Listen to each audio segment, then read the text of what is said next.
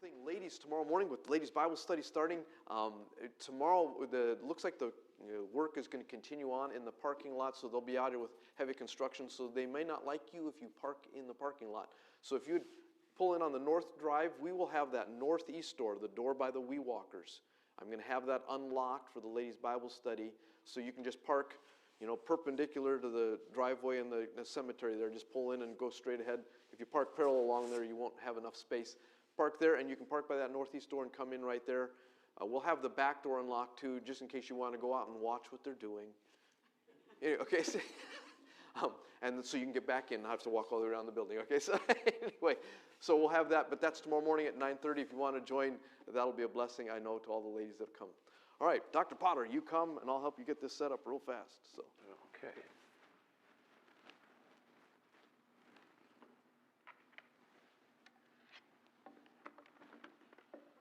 Thank you. I used to sell parking lots, so I have an idea what's going on. It's fun to watch. Anyway, I asked Yola for a picture of her dad, and she sent it to me. She got it from her mom, and there it is. That's what Yenu looked like, Yenu Shapi. And if Yenu is too hard for you to pronounce, it's Eugene is the equivalent in English.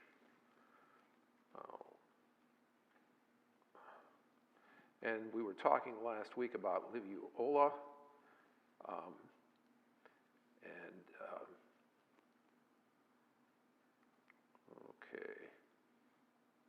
We're waiting to hear about the mass baptism. All right. Got to get to the right spot here.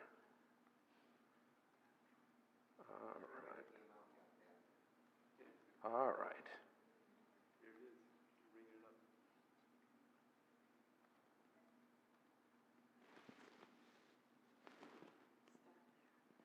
All right.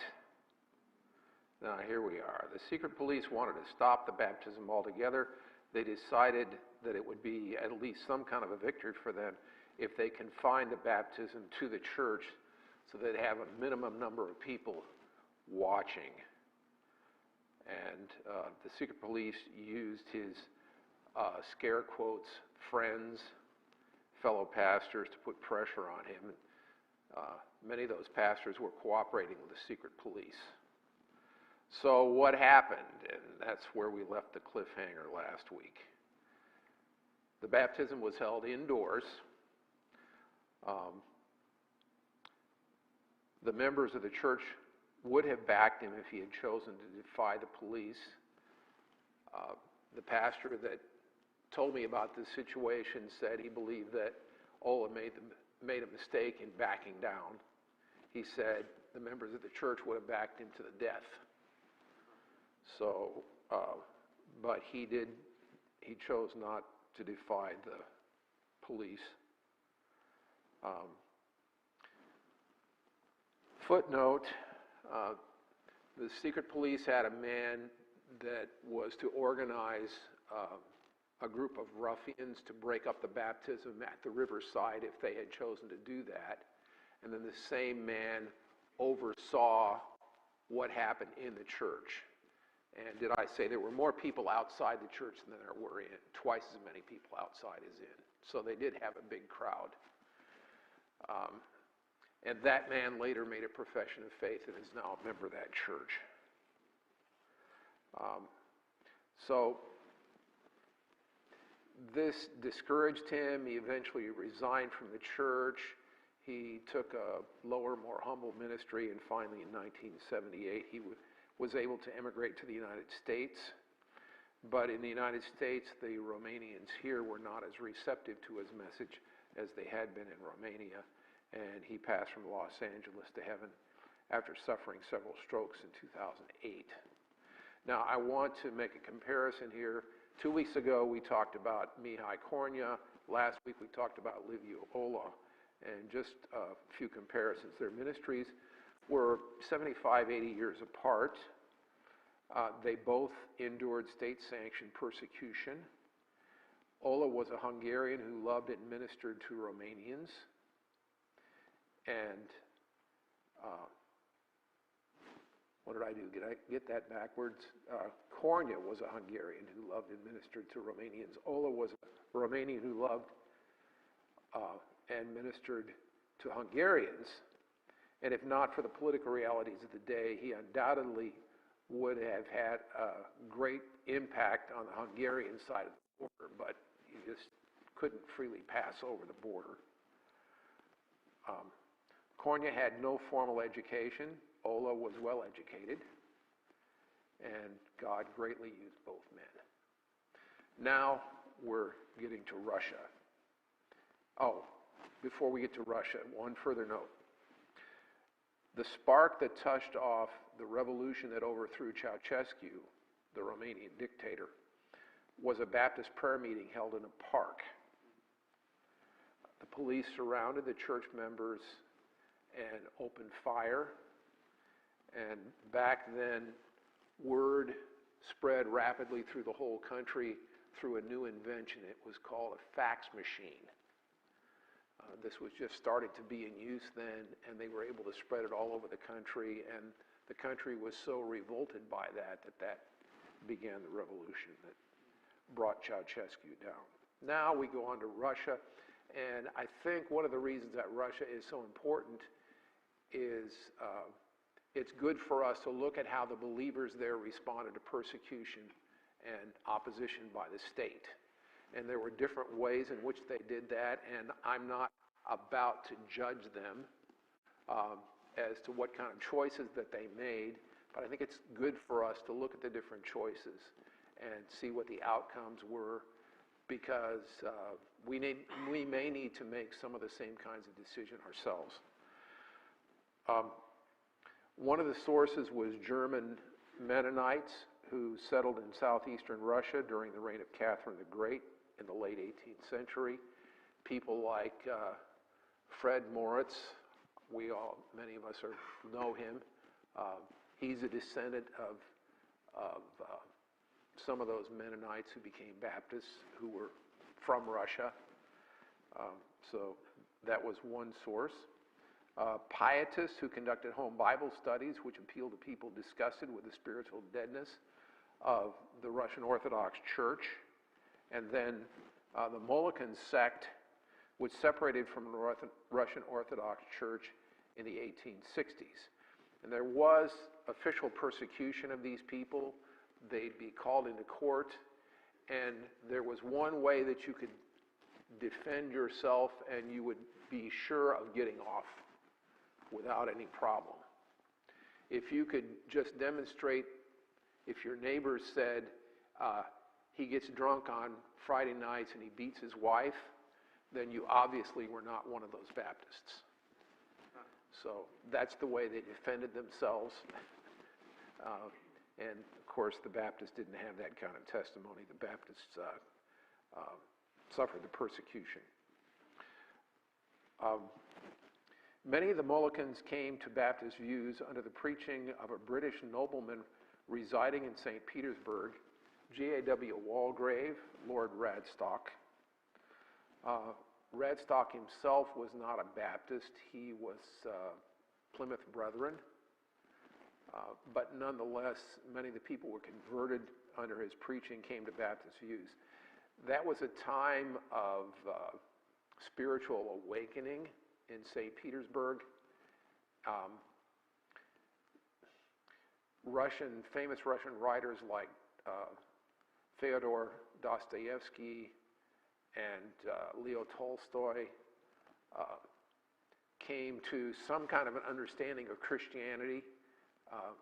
I think they may well have been genuinely born again, although especially Tolstoy had some weird ideas. But you see this in their writings. Their Christianity comes out in their writings. So that was going on at the same time. The Walgrave was mocked and ridiculed publicly, even in the newspapers. They heaped fun on him, but he found a hearing among some of the Russian elites. I mean, here's a guy who's, for instance, colonel in the Russian army, saved. And you didn't get to that kind of a rank if you weren't from a noble family back then. That was part of the political thing. These elites became natural leaders for the new movement. The All-Russian Baptist Union began in 1881, and it's centered in Kiev, in Ukraine. The All-Russian Baptist Union began in 1881. Next line down. Russian Union of Evangelical Christians, which was less strict, started in 1907 under the leadership of Ivan Stepanovich Prokhanov. And there's a picture of Prokhanov. The All-Russian Baptist Union, the stricter of the two groups, owed its strictness in part to the influence of Johann Anken. So we come back to him again. What a great, good influence for God the man had, not only in evangelism, but also in encouraging people to live a holy life. Baptists suffered varying degrees of restriction and persecution under the czars, and then, wonder of all wonders, ironically, the Baptists gained an unprecedented degree of freedom under the Marxist Revolution of 1917, perhaps because Lenin saw the Baptists as allies in breaking the power of the Russian Orthodox Church.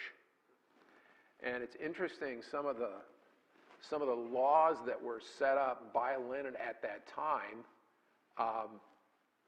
at least gave lip service to religious liberty, and many years later, the Russian Christians would appeal to those things that Lenin had done and say, look, we have a right to do this because Lenin said we could. And this is the law in the books. And the Russian authorities had to overlook that in order to do the persecution that they did. So, by the way, what is it? Ham Sandwich Nation.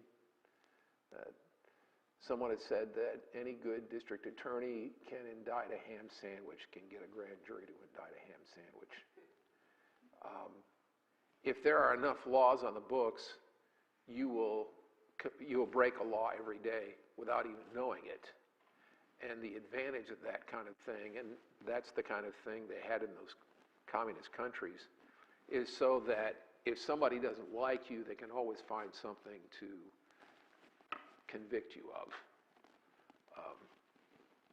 And we have so many laws on our books that it's getting to be that way here too. In any case, Lenin was more concerned about consolidating his power than in quelling religion. So this changed, of course, with Stalin. In 1944, the Soviets forced both major Baptist groups to unite to form the All-Union Council of Evangelical Baptists. And they also coerced Pentecostals and Mennonites to join, although later both of those groups withdrew. The government's purpose was to more easily monitor and control the churches. This is one of the great advantages of Baptist church polity, in that we don't have some central office that we're answerable to. Each church is independent, and so for the government to control a denomination that's hierarchical, all they have to do is capture the top. But in order to control Baptists, you've got to go to every single local church, and that's good. In 1960, the government issued new statutes concerning the operation of churches, and these are interesting. Children under 18 could not attend services and could not receive religious instruction. Children belong to the state. No one under the age of 30 could be baptized. You know what the basis for that law was? That was health code. Being baptized and put under the water is dangerous. What if you swallow something and there's germs in it? So they were not permitted to baptize anyone under age 30. Churches had to stop evangelizing and just try to maintain their current membership. And back then, there were all kinds of complaints that would appear in newspapers and stuff. You can't get on a train without somebody trying to give you a tract and witness to you. The registered churches were those that cooperated with the government, and the unregistered churches were those who refused to cooperate. So that was the two directions that they went. Some cooperated and said, as Christians, we have to obey the laws, and they cooperated, they obeyed the laws, and others refused to do that and said this is a violation of our convictions. Now, for us to get a feel of this, especially the unregistered churches, I want to focus on one individual, Georgy Petrovich Vins. He was a leader of the unregistered churches, and he's an example of what life was like under Soviet communism. Vins's father, Peter, was a Russian-American who returned to his homeland as a missionary. And the Soviets executed him in a labor camp in Siberia in 1943, in the middle of the Second World War. The younger Vins, who pastored an unregistered church in Kiev, suffered in prison for terms of 3 and then 5 years, and the state confiscated his property. He left behind a couple of biographical books about different phases in his life, and I especially enjoyed the book that his daughter Natasha wrote. She tells about how she was saved and the influence of her father on her. She was educated in the Russian public schools, and they persuaded her to atheism. And just the sweet influence of her father drew her back to the Lord. And Vins's ministry, by the way, goes on today.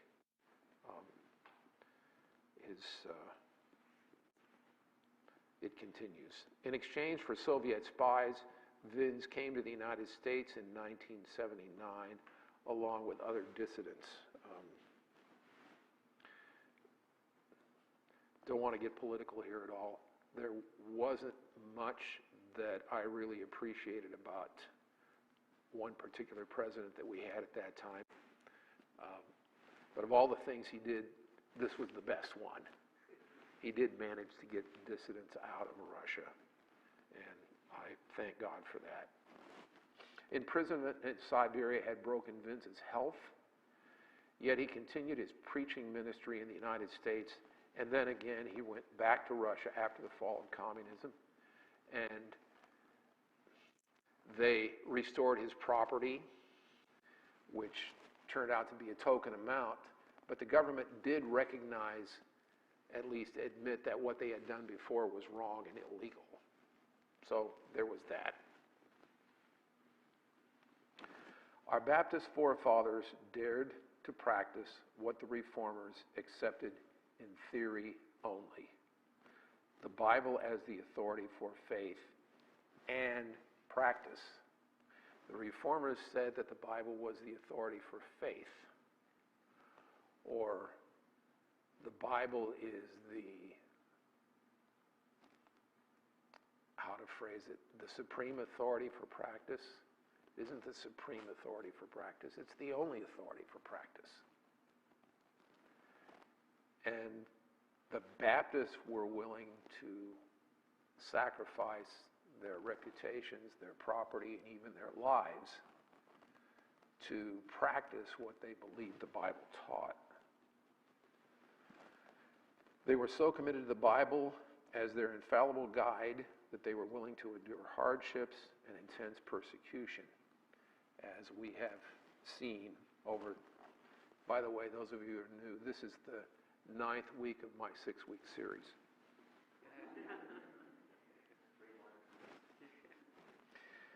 Hebrews 11:38 contains an apt description of these heroes of the faith,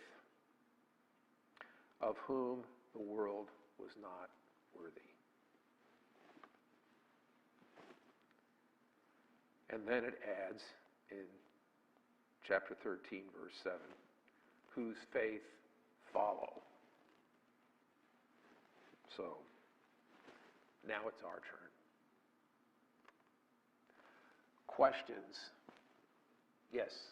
I assume the fax machine was used to distribute news that was controlled by the news being government-controlled. It was to get around the government-controlled media, yes. That's how they did it. Mhm. And the government hadn't figured out how to stop it. Yes? Just a question on church autonomy. Mhm. Is that the definition of evangelical free? You know, Other people are more educated about evangelical free than I am. Free church would be more autonomous, I think. They still import, the E-Free currently still has essentially a denominational head. I guess I'll stand up. They still have a denominational head that they really refer back to. So there's a couple different groups in E-Free. Some would be more independent, others listen to one another. So it would be a little different than what we have like in our circle here in the state of the AIBCI. It's a fellowship of churches or pastors with no authority at all. That structure is a little sturdier, if I can put it that way, in the E-Free churches. Though you're right, there is some independence there. yeah, so that's just because I never studied that, but just wondering what that the Yeah. free actually meant you were Yeah. Right. So, right, it's like the churches, the E-Free churches here in the area don't necessarily listen to a denominational head. Right. But there's fairly strong voices there. Well, how many churches going to attach itself to a body of Sure, there's going to be some fellowship going on. wise counsel of Yes. understanding? Yeah. Right. Good bit. Right. But there's no top-down. Right. Any other questions? Yes? Who was A.W. Tozer? Was it? I think he was CMA, wasn't he? Christian Missionary Alliance. Correct. In a lot of ways, a good man. Put out a lot of good books and sermons. But yeah, he pastored in the Chicago area.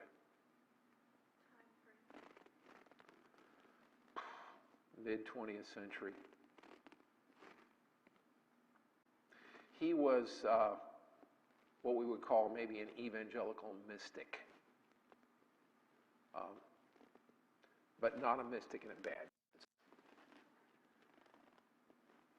Any other questions? Okay, Good. your turn. Yeah, praise the Lord. Don't forget, the booklets that he wrote a number of years ago, we still have copies here. If you have not picked one of those up, feel free to grab one of those, or feel free to see me, and I'll be happy to give you one. And I have some extra copies. If you feel like it would be valuable to somebody in your family or something, they're here for our use, so let's use them. Feel free to ask them for that. Good. Well, we appreciate our heritage, don't we? Our brothers and sisters in Christ have shown us the way. One of the things that, as I've been digging in for these last couple of years in the book of Acts, that we don't, as Americans, in my opinion, don't grasp is the number of times that the New Testament scriptures prepare us to face persecution. There is so much scripture that